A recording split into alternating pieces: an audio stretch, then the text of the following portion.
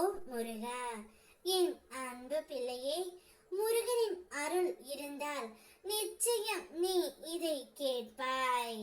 நீ மற்றவர்களால் புரியப்பட வேண்டிய உயிர் அல்ல. நீ உன் முன் பிறப்பில் என்ன செய்தாய் என்பது முக்கியம் இல்லை பிள்ளையே. இப்பிறப்பில் நீ எதற்காக வந்தாய் என்பது தான் முக்கியம். அதை நான் தெளிவாக அறிவேன். உன்னை பல பாச பிணைப்புகளில் இருந்து மற்றவர்கள் அகற்றினாலும் கவலைப்படாதே. நீயே உன் சொந்த உழைப்பில் நிற்க வேண்டும்.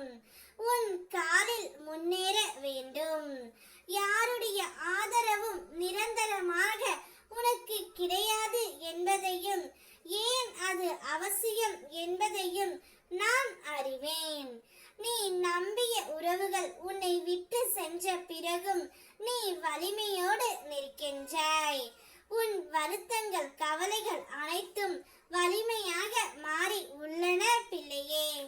நீயே நினைத்தாலும் எந்த தீய செயலுக்கும் செல்ல முடியாது.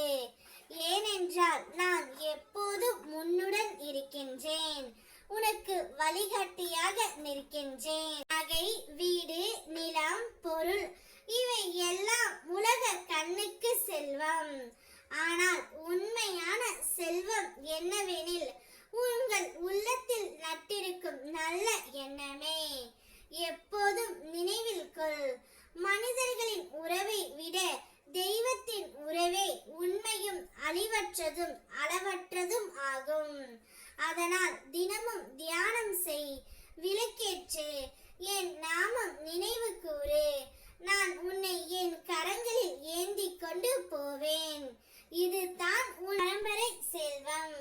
உலகம் தரும் பொருள் அழிந்தாலும் நீ பிறரின் உள்ளத்தில் விதைக்கும் நல்ல எண்ணமும் தர்மமும் உன்னை என்றும் உயர்த்தும். நீ தினமும் எதிர்பார்த்து காத்திருக்கும் அந்த ஒரு தருணம் உனக்கே தெரியாமல் நெருங்கிக் கொண்டு இருக்கின்றது பிள்ளையே. பொறுமை என்பது ஒரு சுமை அல்ல, அது உன்னை பாதுகாக்கும் காவலன்.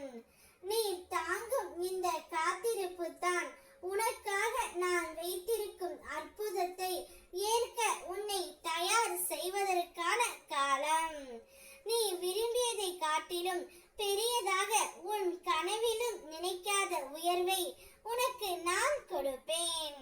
அந்த கதவு திறக்கும் பொழுது நீ சொல்வாய், இது என் எண்ணம் அல்ல, என் அப்பன் முருகனின் கருணை என்று. இன்னும் கொஞ்சம் தாங்கு, இன்னும் கொஞ்சம் நம்பு. நீ உன் பாதையை நிறுத்தாமல் நடந்தால் உன்னை நிறுத்த யாராலும் முடியாது பிள்ளையே. உனக்கு எப்பொழுதும் பக்க பலமாய் நான் இருக்கின்றேன். ஓம் முருகா.